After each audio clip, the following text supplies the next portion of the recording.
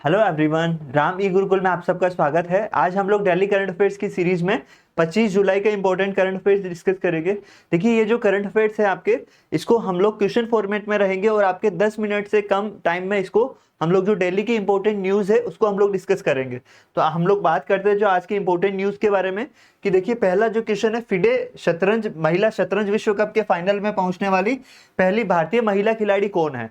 तो अभी तक जो है इसमें ऑप्शंस की बात करें, वंशिका वर्मा, हरिका द्रोणवल्ली, दिव्या देशमुख और आपके वैशाली रमेश बाबू। तो इसमें इस ऑप्शन के अकॉर्डिंग जो पहली भारतीय महिला बनी है वो है आपके दिव्या देशमुख। अभी जो है, अभी लास्ट नाइट में इसका एक रिजल्ट आया कि फाइनल में जो इसके इनके कंपिटिटिव रहेंगे तो वो रहेंगे दिव्या देशमुख और भारत की ही है कोनेरू हम्पी। तो कोनेरू हम्पी और दिव्या देशमुख के बीच में फिडे महिला शतरंज विश्व कप का फाइनल होगा। तो ये जो खिताब कोई भी जीतेगा ये भारतीय ही जीतेगा और ये पहली भारतीय महिला होगी जो खिताब जीतेगी। तो दिव्या देशमुख और कोनेरू हम्पी के बीच में फिडे महिला विश्व कप का फाइनल होगा। इससे पहले जो है फिडे पुरुष विश्व कप के फाइनल में जो है अपने डी गुकेश विश्व चैंपियन बने थे और ये ऐसा करने वाले पहले भारतीय खिलाड़ी बने, सबसे युवा खिलाड़ी बने। इससे पहले विश्वनाथन आनंद भी ये खिताब जीत चुके हैं, लेकिन सबसे युवा खिलाड़ी का खिताब जो है वो डी गुकेश ने जीता। जबकि महिला विश्व कप में अभी तक, चेस के महिला विश्व कप में अभी तक कोई भी भारतीय महिला खिताब नहीं जीती है। तो इस बार जो भी खिताब जीतेगा, दिव्या देशमुख और कोनेरू हम्पी, इन दोनों के बीच में फाइनल मुकाबला होगा और इसका आयोजन जो है ये जॉर्जिया में हो रहा है। आगे अपन बात करें नेक्स्ट क्वेश्चन के बारे में, तो देखिए नेक्स्ट क्वेश्चन आपके समुद्र प्रचेद अभी रिसेंट जो है इसका जलावतरण किया गया है, किससे संबंधित है? ये एक युद्धक पोत है, यात्री पोत है, प्रदूषण नियंत्रण पोत है या मत्स्य पालन पोत है? तो देखिए, समुद्र प्रचेद जो है यह आपके प्रदूषण नियंत्रक पोत है, ये चीज ध्यान रखना है। समुद्र प्रचेद प्रदूषण नियंत्रक पोत है जिसे अभी रिसेंट जो है भारतीय नौसेना में शामिल किया गया, इसका जलावतरण किया गया।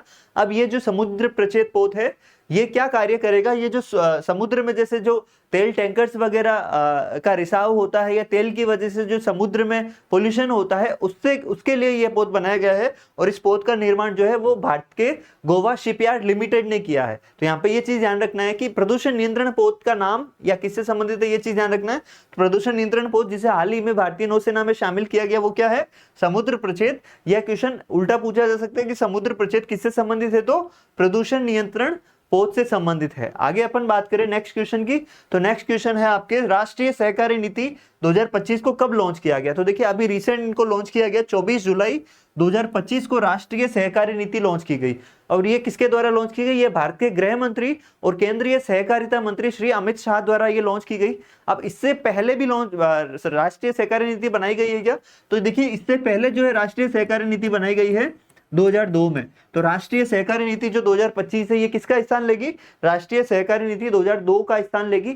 इसके तहत क्या है कि 2026 तक 2 लाख प्राथमिक सहकारी समितियों के गठन का लक्ष्य रखा गया है और इस नीति में मतलब राज्यों को एक निर्देश दिया गया है कि ये सभी राज्य अपनी पर्टिकुलर जो है स्टेट में राज्य सहकारी नीति भी बनाएं। तो ये चीजें आपके सहकारी नीति किसके लिए घोषित की गई कि सहकारिता के क्षेत्र को प्रोत्साहन देने के लिए यह नीति लॉन्च की गई और लॉन्च की डेट ध्यान रखना है 24 जुलाई 2025 को। आगे अपन बात करें नेक्स्ट न्यूज के बारे में, तो नेक्स्ट न्यूज आपके हैं चौथा विश्व खाद्य भारत सम्मेलन 2025 का आयोजन कहां किया जाएगा? तो अभी देखिए, ये 25 से 28 सितंबर 2025 को इसका आयोजन होगा और इसका आयोजन आपके ऑप्शन के अकॉर्डिंग अपन बात करें तो जैसे नई दिल्ली में इसका आयोजन किया जाएगा। अपन बात करेंगे खाद्य और प्रसंस्करण मंत्री जो है, केंद्रीय खाद्य प्रसंस्करण मंत्री अभी वर्तमान में कौन है? तो ये बिहार से सांसद है चिराग पासवान, केंद्रीय खाद्य प्रसंस्करण मंत्री है। और यहाँ पे जो इस दिवस की जो ये जो सम्मेलन है, चौथा विश्व खाद्य भारत सम्मेलन, इसकी जो थीम क्या रहेगी? वो रहेगी समृद्धि से प्रसंस्करण, प्रॉस्पेरिटी टू प्रोसेसिंग, ये इसकी थीम रहेगी इस सम्मेलन की। तो इसका आयोजन कहां पे होगा? नई दिल्ली में 25 से 28 सितंबर 2025 में इसका आयोजन होगा। इसका आयोजन करेगा कौन? तो केंद्रीय खाद्य प्रसंस्करण मंत्रालय इसका आयोजन करेगा। आगे अपन नेक्स्ट क्वेश्चन के बारे में बात करें तो नेक्स्ट क्वेश्चन आपके है हैंडले पासपोर्ट इंडेक्स। तो इसमें भारत की रैंकिंग क्या रही अभी रिसेंट? तो ये हैंडले एंड हैंडले पार्टनर्स द्वारा ये जारी किया जाता है, ये पासपोर्ट से संबंधित सूची है। तो इसमें अगर ऑप्शंस के बारे में बात करें तो हैंडले पासपोर्ट रैंकिंग में ऑप्शन की बात करें 59वीं रैंकिंग, 77वीं, 85वीं या 66वीं। तो हैंडले पासपोर्ट इंडेक्स में भारत की जो रैंकिंग है वो इस बार रही है 77वीं रैंकिंग। इससे पहले जो है पिछले वर्ष भारत की रैंकिंग रही थी आपके 85वीं। ठीक है, तो ये चीज आपको ध्यान रखना है। पिछले वर्ष रैंकिंग 85वीं रही थी, जबकि इस बार रैंकिंग कितनी रही है, इस बार रैंकिंग रही है आपके 77वीं रैंकिंग रही है भारत की। और इसके तहत इस इंडेक्स के तहत भारत कितनी देशों में वीजा ऑन अराइवल के तहत यात्रा कर सकते हैं, तो 59 देशों में भारत वीजा ऑन अराइवल के तहत यात्रा कर सकते हैं। तो यहाँ पे अपन बात करें कि जो हेनले पासपोर्ट इंडेक्स में भारत की रैंकिंग ध्यान रखनी है 77वीं रैंकिंग है। आगे अपन नेक्स्ट क्वेश्चन के बारे में बात करें तो नेक्स्ट क्वेश्चन है आपके, ये आपके सबसे इंपॉर्टेंट है, अभी रिसेंट न्यूज में रहा है, चीन ने तिब्बत स्वायत्त क्षेत्र में दुनिया के सबसे बड़े जल विद्युत बांध का निर्माण शुरू किया है। ये किस नदी पर है या कौन सी नदी है जिस पर बांध निर्माण किया है, तो यहाँ पे देखिए थोड़ा सा ट्रिकी क्वेश्चन है। यहाँ पे अपन ने सुना है कि ब्रह्मपुत्र नदी पर बांध बना रहे, न्यूज में देखा, लेकिन ब्रह्मपुत्र नदी का इसमें जैसे ऑप्शन नहीं है। तो अब देखते हैं, ऑप्शन है लियांग नदी, यारलुंग सांगपो नदी, यांगसे नदी और मेकोंग नदी। तो देखिए यहाँ पे जो है ब्रह्मपुत्र नदी पर ही बांध बना रहा है, लेकिन ब्रह्मपुत्र नदी को अलग अलग क्षेत्रों में अलग अलग नामों से जाना जाता है। तो यहाँ पे देखिए जो है तिब्बत के स्वायत्त क्षेत्र में ब्रह्मपुत्र नदी को यारलुंग सांगपो नदी के नाम से जाना जाता है, ठीक है। और इस जो बांध का नाम दिया है मोटोऊ जल विद्युत बांध प्रोजेक्ट या मोटोऊ हाइड्रो पावर प्रोजेक्ट, इसका नाम दिया गया है। और ये विश्व का सबसे बड़ा जो है जल विद्युत बांध रहेगा। और ये यारलुंग सांगपो नदी, इसको तिब्बत क्षेत्र में ब्रह्मपुत्र नदी को यारलुंग सांगपो नदी कहते हैं। अरुणाचल प्रदेश में इसे सियांग नदी भी कहा जाता है। भारत में जैसे असम से होकर गुजरती है तो इसे ब्रह्मपुत्र कहा जाता है। और आपके बांग्लादेश में इस नदी को जमुना नदी के नाम से भी जाना जाता है। तो इस तरह से थोड़ा ट्रिकी ध्यान रखना है, ब्रह्मपुत्र नदी पर ही विश्व का सबसे बड़ा बांध बना रहा है। और कौन बना रहा है, चीन बना रहा है। किस इस जैसे ब्रह्मपुत्र का ये ध्यान रखना है, यारलुंग सांगपो नदी भी ब्रह्मपुत्र का ही नाम है। तो ये चीज ध्यान रखना है। बांध का नाम क्या है, मोटोऊ हाइड्रो पावर प्रोजेक्ट, इसका इस प्रोजेक्ट का नाम दिया गया है।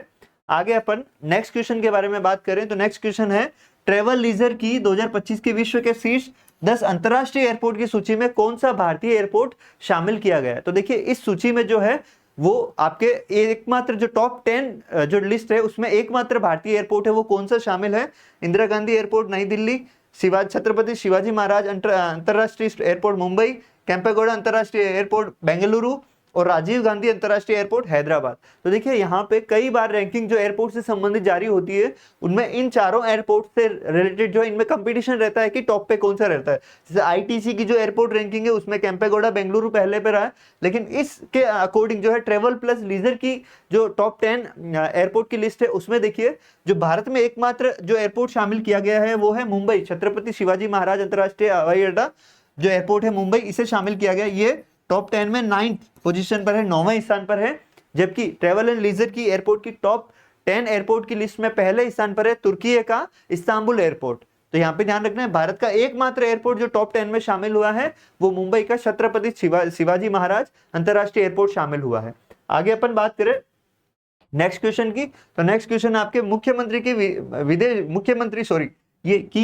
मुख्यमंत्री विदेशी भाषा पहल या सीएम फ्लाइट योजना किस राज्य में शुरू की गई है। तो इसको ऑप्शंस बात करें, ए केरल, बी असम, सी पंजाब और उत्तराखंड।